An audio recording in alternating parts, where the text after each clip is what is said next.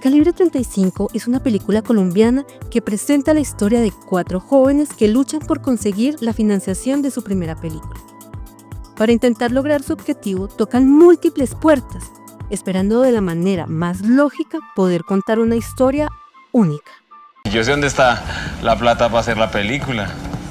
Todo realizador independiente que sea consciente sabe que para lograr este objetivo se requiere de un esfuerzo titánico, mucha terquedad y, por sobre todo, un auténtico despertar. Hablamos de una carrera de resistencia.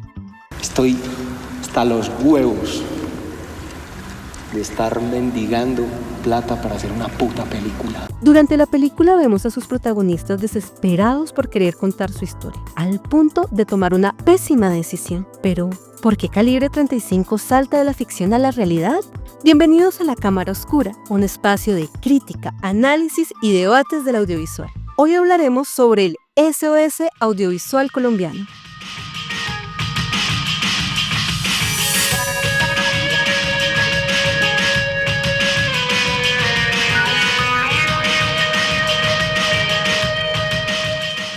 En el año 2019, el paro nacional en contra de la reforma tributaria del gobierno de Iván Duque generó un problema para el cine colombiano porque entre lo propuesto se encontraba un punto que derogaba la 814 y 1556, leyes que hasta el momento son fundamentales para la financiación del Fondo para el Desarrollo Cinematográfico, o como lo conocemos todos, el FDC. Una vez presentado el borrador del proyecto de reforma tributaria, el sector audiovisual convocó el llamado Cine al Paro, con los numerales SOS, Cine Colombiano y Arte y Cultura en Resistencia. De manera masiva, se unieron múltiples voces que representaban la solución de respaldar un sistema que le pertenece y al mismo tiempo no les pertenece a todos los protagonistas del audiovisual colombiano. Nos estamos haciendo la paja con el cine. Pero ¿cómo funciona el sistema de cine en Colombia? ¿Por qué es tan importante y a la vez tan problemático tener que depender de una industria que al parecer funciona para solo unos pocos? ¿El SOS, Cine Colombiano, sí es para todos? Antes de ir a fondo, se debe dejar una aclaración. El capítulo de hoy tiene la intención de ayudar y presentar soluciones frente a las problemáticas que se encuentran en el sector audiovisual. Es deber de todos apoyar las leyes de cine, incluso presentando sus posibles falencias con soluciones, al igual que también acercarnos al SENAC y a Proimágenes, que si bien no son perfectos, a la larga están para ayudar. Es importante reforzar estos espacios de crítica y solución porque permiten que sean creadas nuevas ideas de una industria que evoluciona a pasos agigantados.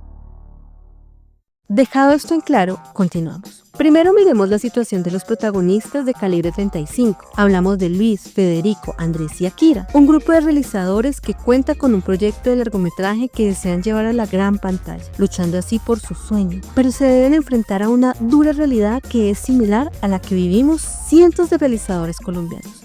¿Cuáles podrían ser sus obstáculos?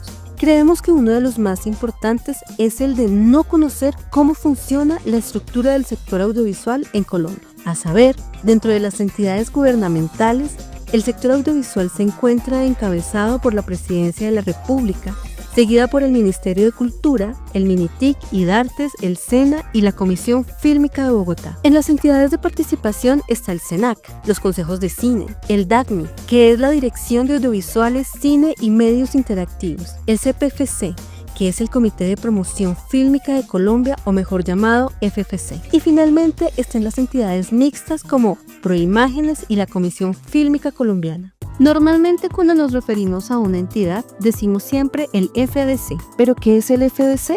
Creado en el año 2003, el FDC nace gracias a la Ley 814, mejor conocida como Ley de Cine 1, que es una cuenta bancaria administrada y manejada mediante contrato que se celebra entre el Ministerio de Cultura y el Fondo Mixto de Promoción Cinematográfica. Además, es financiado o recauda dineros mediante un porcentaje del precio de la boletería nacional, siendo estos unos recursos para fiscales.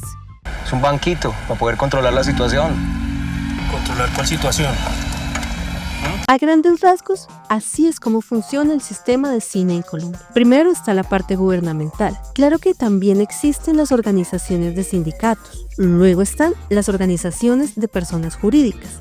de profesionales y para concluir con el organigrama están las sociedades de gestión. Con esta información, ahora sí es posible realizar una película o presentar un proyecto audiovisual. No, esto apenas comienza. Recordemos que nuestros realizadores de Calibre 35 se encuentran desesperados por encontrar la financiación de su obra. ¿Cómo podrían hacerlo? Actualmente se tendrían que enfrentar a las...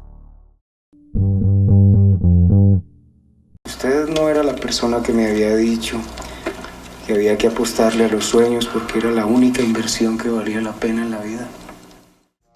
Las convocatorias suenan como una buena opción de financiación. Existen 3 tipos: patrocinadas, condicionadas y libres. En una futura entrega hablaremos con detalles de cada una, pero para ayudar a aterrizar a nuestros realizadores con la realidad, se les debe dejar claro que en Colombia a las que más apoyo se les da es a las convocatorias condicionadas y patrocinadas. Hablamos de eventos que presentan una marcada línea de acción y tendencia, que obliga a los guionistas, directores, incluso a casas productoras a moldearse de manera creativa para sobrevivir.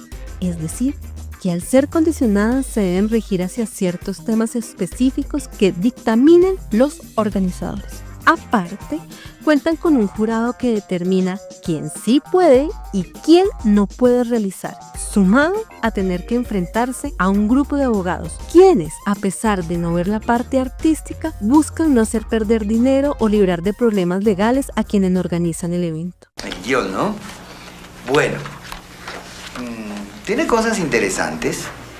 Sin tener nada de esto claro, no hay forma de financiar un proyecto por convocatorias. Uno de los tantos problemas con las convocatorias condicionadas, aparte de los temas que imponen, se encuentra en el enfrentamiento entre abogados versus realizadores.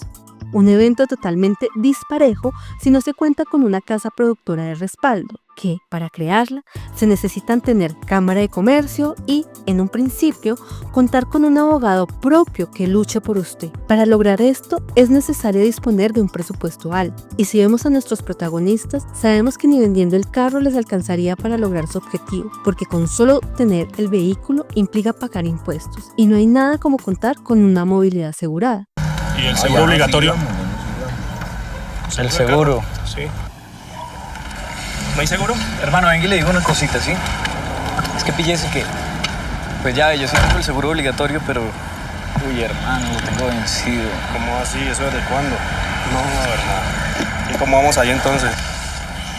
En resumen, lo que queremos decir es que la historia de nuestros realizadores, por el lado de las convocatorias, no puede ser posible porque no cuenta con el músculo financiero que solo unos pocos pueden decir que tienen. Ellos son creadores, son independientes. Pues será mandar el guión a España. De pronto Manuel nos ayuda. ¿Por qué mencionamos el SOS Cine Colombiano al inicio del video? Bueno, si vemos el panorama de los realizadores del país frente a lo que sucede con nuestros protagonistas de Calibre 35, no es muy diferente. El SOS Cine Colombiano no puede limitarse a la unión presentada frente a la reforma tributaria del 2019, porque el problema se extiende cuando hablamos de una situación que no mejora, peor aún, involuciona, empezando por las ya mencionadas convocatorias condicionadas que con sus reglas de realización entorpecen el conocer nuevas historias, sumado a las condiciones laborales que son en su mayoría cada vez más precarias y que solo invitan a trabajar por amor al arte. Se ha llegado al punto de fusionar cargos con el mal llamado audiovisual de impacto a bajo costo, algo de lo que les podemos asegurar también hablaremos con detalle en otra entrega. Pues que nosotros estamos muy cagados. ¿Por qué? ¿Qué dijo? Que nadie va a invertir su billete en una película colombiana.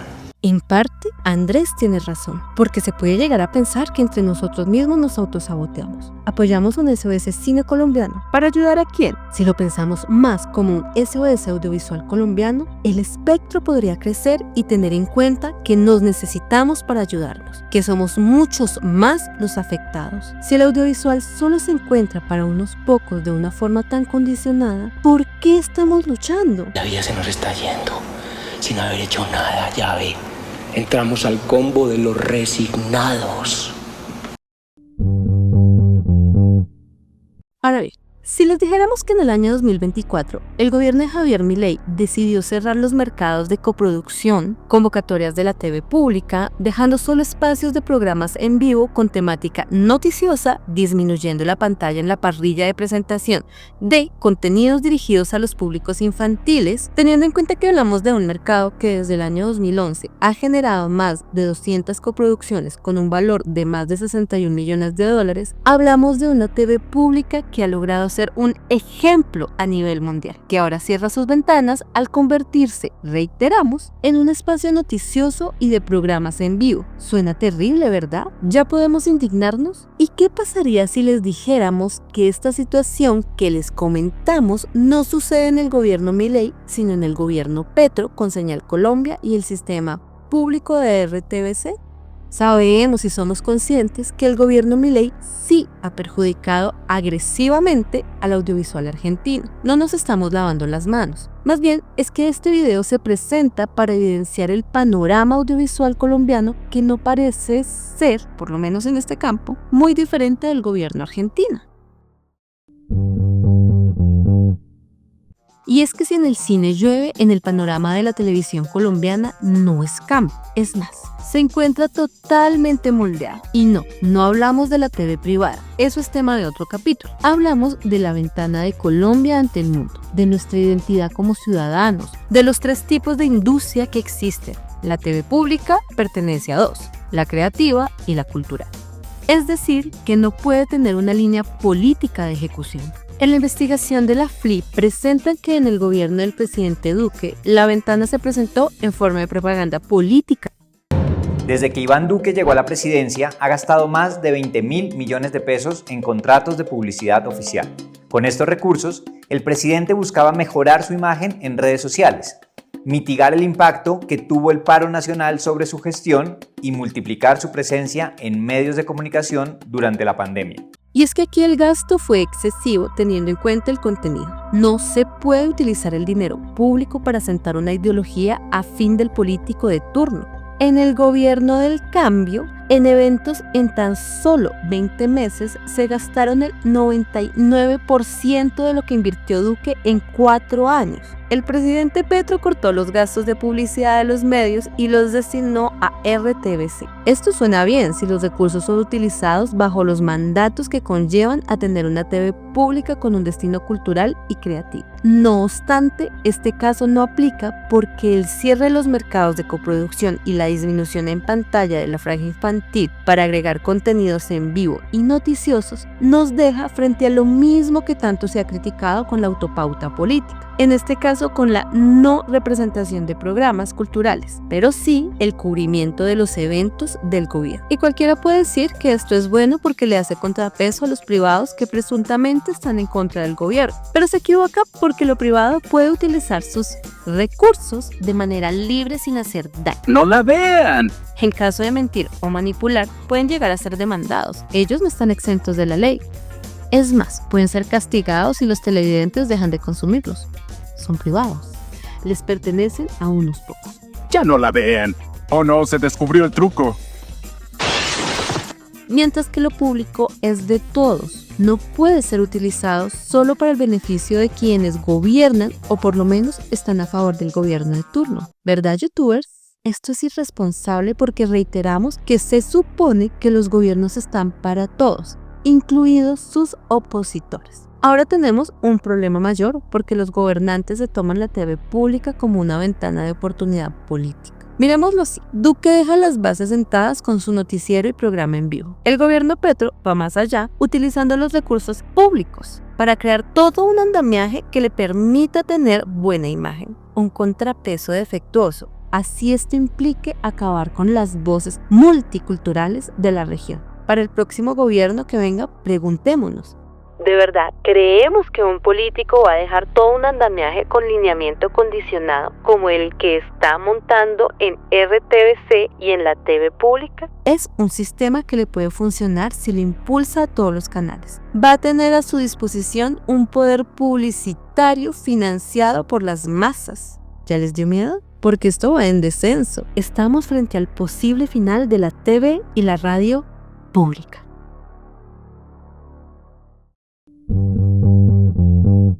Siguiendo con el caso de RTBC, al cerrar los mercados de coproducción se perjudica a todos los realizadores y casas productoras independientes. Esto es muy cercano a lo vivido durante la pandemia porque los deja sin devengar y los encierra sin poder demostrar lo que sucede a nivel cultural, causando más desempleo. Como lo tiene que hacer la radio y la televisión pública de un Estado, en este caso del Estado colombiano. No aspiremos a menos. Algunos dirán que no se debe depender de las convocatorias, y menos si son públicas, que se debe tener una industria sólida para que todos logremos participar en igualdad de condiciones. Esto puede ser cierto hasta el punto de tener equidad, pero es nuestra responsabilidad el recordarles que lo público debe contar con todas las voces como protagonistas. Las convocatorias públicas son un termómetro de nuestra diversidad cultural que permite llegar a todo el país. No puede estar ligada a la política de turno. En las manos equivocadas es contraproducente porque deja toda una sola visión, que en el peor de los casos llega a las manos más torpes del patrimonio audiovisual. Claramente hablamos de los... Esto no es nuevo, porque ahora se aplica la compensación frente al alao. Si miramos un ejemplo, lo tenemos en Canal 13, un canal regional que inicia con una marcada línea musical en 1991. Luego pasa a ser un canal juvenil. Muchos años después, se convierte en un híbrido entre los artistas musicales emergentes junto con las historias de la región. En el año 2022, con la llegada de su nuevo gerente, se convierte en un enlatado de deportes, noticias y rellenos con programas de sofá, siempre en vivo, ocupando gran parte de la programación. Súmelen al descaro que se encuentra un montaje de pantallas que cambia de fondo entre programas, todo en una total contravía de lo trabajado durante años como marca. Y eso que no hablamos de salarios o cargos, eso lo dejamos para otro capítulo. Estos absurdos cambios en la imagen se rematan cuando es el mismo gerente quien aparece con su propio programa y ocupa una buena parte de las redes sociales del canal.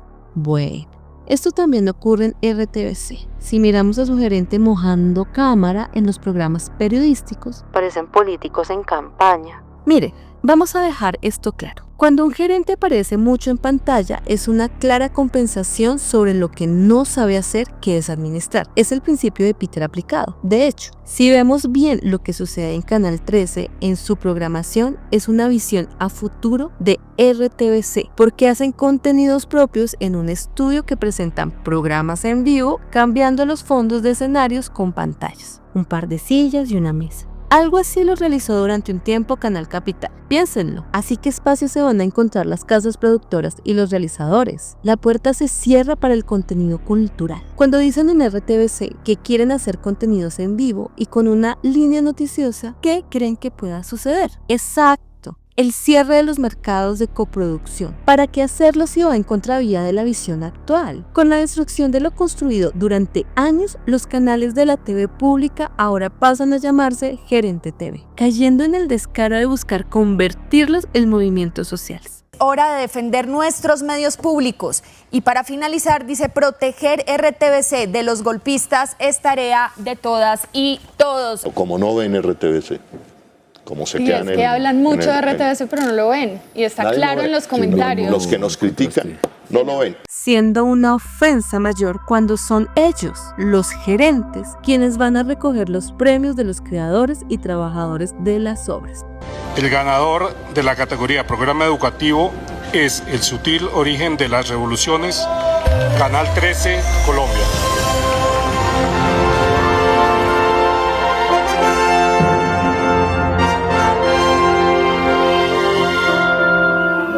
Bueno, y este premio para celebrarlo con toda la familia de Canal 13, gracias a Mintic, a toda la organización ATI, por premiarnos como mejor programa educativo. En verdad da ánimo, motivación, el poder continuar haciendo televisión divertida para la educación, el poder compartir con ustedes la mejor televisión pública. En Canal 13 somos más de lo que quieres. ¡Felicidades! ¡Estamos contentos! ¡Felices!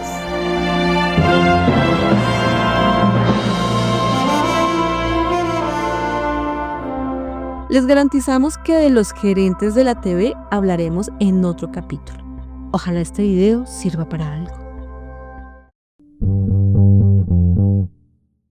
El tema central de la película Calibre 35 es la decisión radical que deben tomar los protagonistas para buscar cumplir su sueño. Dentro de todo, puede que la idea no suene mal cuando se llega a un punto de arrinconamiento que no permite avanzar dentro de la carrera del audiovisual. Aquí le dan un sentido lógico porque hablamos de realizadores que lo han intentado todo, pero solo encuentran puertas cerradas. El SBS audiovisual, a un nivel más cercano, les aplica totalmente porque independientemente de las reformas o leyes, la respuesta siempre es la misma. No pueden contar su historia. ¿Cuánto tiempo le hemos invertido a ese berraco guión, Luis? ¿Cuánto? ¿Cuántas concesiones le hemos hecho? ¿Ah? Pensando en lo que se supone le va a gustar al público. Es más, ni siquiera pensando en lo que le va a gustar al público, sino a esos desgraciados de La Plata. Muchas, mi hermano. De la historia original no va a quedar sino el título. Se podría decir que seguramente el problema es de contactos. Las puertas son tocadas, pero no se obtiene resultado alguno. De hecho, todo se limita a depender de un condicionamiento o de un tema de enteramente suerte. También se podría pensar que los artistas no están capacitados para ejercer y solo se deben limitar a ver en pantalla todas las películas y programas que cometen los errores que les exigen a ellos no cometer. ¿Ustedes se imaginan participar en una convocatoria por 14 años sin ningún éxito? Lo que nos lleva a nuestro siguiente punto. ¿Y usted se dejó contagiar del pesimismo de Andrés? No, es que no es pesimismo, puta, todo el mundo nos está tirando las puertas de las narices, mano. ¿Pero sabe por qué? Porque no han hecho lo que hay que hacer.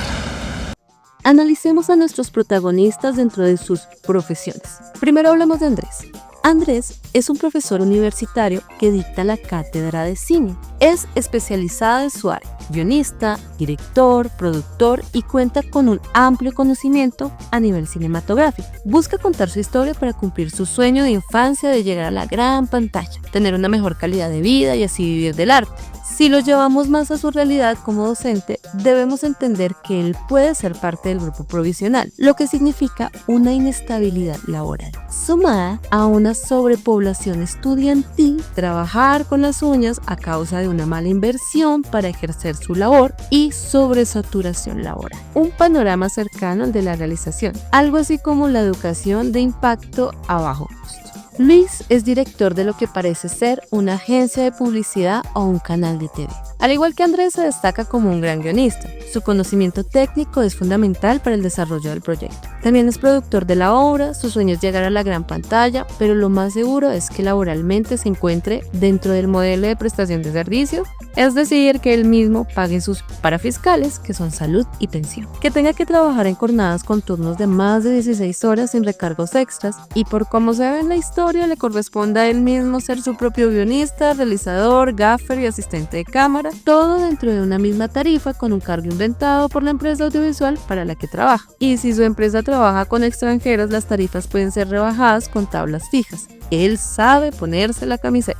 Akira es la musa de inspiración de la obra que busca financiar. Trabaja como actriz en lo que parece ser una novela de televisión. Tiene toda la academia y talento para lograr destacar en el audiovisual. A diferencia de Andrés y Luis, Akira sí cuenta con sus derechos laborales asegurados al estar amparada bajo la ley del actor 1975. ¿A los camarógrafos los vamos a invitar o no? Trabaja menos de 12 horas, tiene descansos de mínimo 10 horas entre llamadas, descansa en Semana Santa y además cuenta con una garantía de recursos logísticos. Nos podríamos preguntar, ¿por qué si Akira cuenta con privilegios ganados que se encuentran por encima de cualquier otro trabajador del audiovisual? ¿Qué la motiva a cambiar todo y apostarle a la obra de Andrés y Luis? Yo estoy segura que si la gente que sabe leyera ese guión, harían colecta para producirlo. No sea boba, mona. Bobo usted. Usted no se da cuenta cómo la gente hace cola para ver esas basuras gringas. Akira entiende la historia, la dimensiona como una obra maestra. El cansancio de ella viene desde su trabajo como actriz porque no encuentra un reto que le permita avanzar. Al trabajar para producciones de bajo presupuesto sabe que no está aportando nada para su profesión. Es el proyecto creado por Andrés y Luis lo que la motiva a luchar, incluso a renunciar a su propia libertad. Su apuesta es la única que da frutos porque es gracias a su entereza que la película logra realizarse. Con Akira encontramos una faceta más profunda sobre el amor al arte. Ahí habló el poeta, pues. Federico es un estudiante de Andrés. Se reúne con su grupo por admiración a la obra creada. Al ser el menos experimentado, demuestra una gran ambición por crear proyectos. Es el reflejo de nuestros protagonistas en la cadena. Su estilo punk, antisistema, es la que inclina la balanza hacia el robo del banco para financiar la película. Entiende la desesperación de todos y no quiere que esto también le pase. Si lo ubicamos dentro del contexto fuera de la pantalla, tendríamos a un joven al que la universidad no lo prepara con las herramientas necesarias para enfrentarse a un sistema que no entiende. No está entrenado para las puertas cerradas, tanta teoría no le resulta práctica en sus funciones. Federico es un punto de desesperación visible de la película, un mal ejemplo a seguir, pero se entiende la frustración que tiene desde el inicio de su carrera. Incluso es el único que no tiene un trabajo estable o legal. El salto de la ficción a la realidad la da el estadounidense Naco Brown, de 54 años, cuando asaltó a una cooperativa de ahorro y escapó con un total de $4.296. Al ser capturado, manifestó que lo hizo para financiar su producción cinematográfica. Es escalofriante ver cómo la ficción puede saltar a la realidad. Y es que escogimos un arte que es demasiado costoso, porque una cosa es escribir y Cleopatra llega a su encuentro con el César, y otra, muy diferente, es representar el texto en imágenes.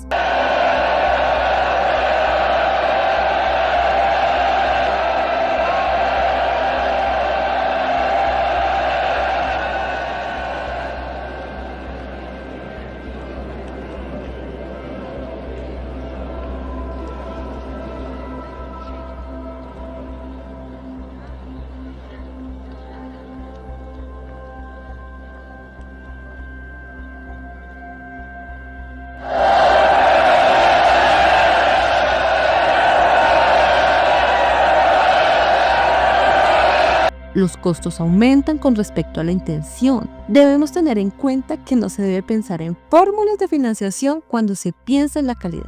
Se debe invertir en lo que el proyecto exige en todas sus áreas. ¿Pero con qué? Bueno, ese es el punto, Romero. Si no tenemos con qué financiar, vámonos todos para la mierda. Desafortunadamente en Colombia no se aplica la creatividad cuando se habla sobre los costos de producción, salvo en bajar las tarifas de los trabajadores para compensar. Y a pesar de todo esto, siempre le debemos apostar a la legalidad. ¿Verdad, Andrés? No tiene plata ni siquiera para la buceta y se pone a gastar plata en película. Es mucho petardo. El SOS audiovisual colombiano debe estar más cercano a todos los protagonistas, quienes finalmente son un engranaje que permite crear las obras que vemos a diario. Sin actores no hay rodaje. Pero sin los técnicos, los guionistas, directores, asistentes, producción, script, editores, incluso sin las personas de contabilidad, tampoco tendríamos un proyecto. Nos necesitamos. Es ilógico pensar que un solo departamento es indispensable cuando hablamos de una fuerza creativa y colectiva. Si sabemos que es gracias a un precario nivel en el audiovisual que estamos pasando por situaciones preocupantes que dañan los derechos laborales y humanos, ¿por qué no luchar para que el SOS audiovisual colombiano nos incluya a todos?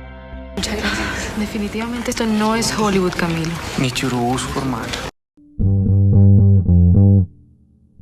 Como vemos, nuestros protagonistas son personas que forman parte del medio. Están capacitados para sacar una obra audiovisual adelante. Tienen la interés y resistencia para contar su historia. Tienen tanto la academia como la experiencia. Y ya sea por cumplir un sueño, contar su historia, vivir del arte, incluso hasta el reconocimiento. Pero lo que verdaderamente los motiva es el hecho de escapar de un sistema audiovisual condicionado que no les permite realizarse como artistas. Por ejemplo, si vemos el caso de la cinematografía colombiana, en su gran mayoría se le apuesta al cine de comedia y contemplativo. Esto solo limita que las voces de nuevos realizadores puedan ser escuchadas. Crear un proyecto audiovisual independiente en Colombia implica una labor titánica. Es una prueba de resistencia que está llena de obstáculos que solo muy pocos pueden superar. No es para todo. Debemos tener en cuenta que somos cada vez más los realizadores que deciden seguir la senda de la independencia y buscar contar nuestras historias, aunque también son más los que renuncian.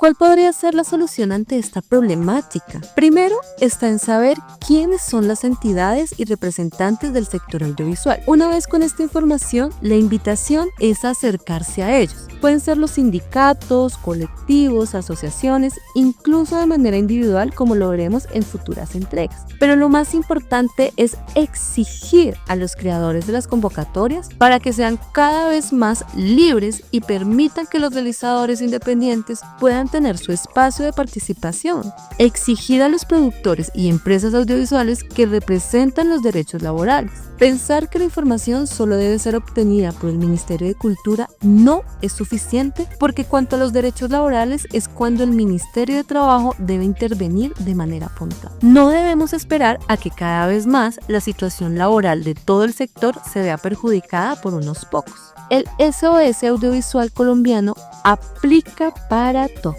incluido a los que tienen el presupuesto. Finalmente, sin visionarios no podemos tener un patrimonio que cuidar. La puerta se hace cada vez más pequeña si no participamos activamente con ideas para ayudar a mejorar el sector. Mientras tanto, seguiremos mendigando por una oportunidad que nunca llega. Esperemos que algún día, con el tiempo, por fin se logre romper la burbuja condicionada que nubla la visión. ¡Póngale fe en Colombia!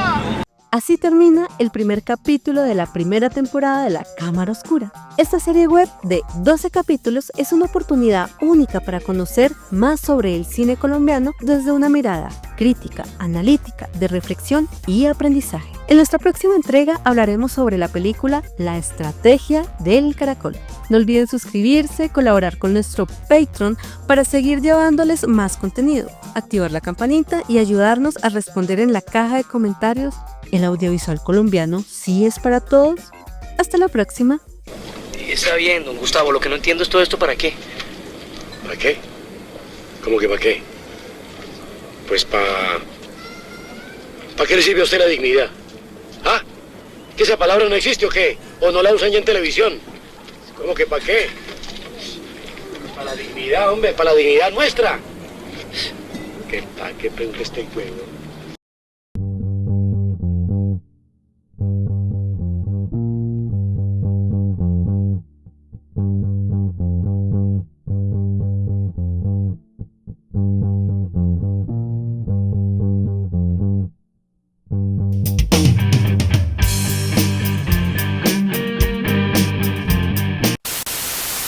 Hola, muy buena su presentación. Muchas gracias. Fuera de foco, qué carajo, pero muy buena.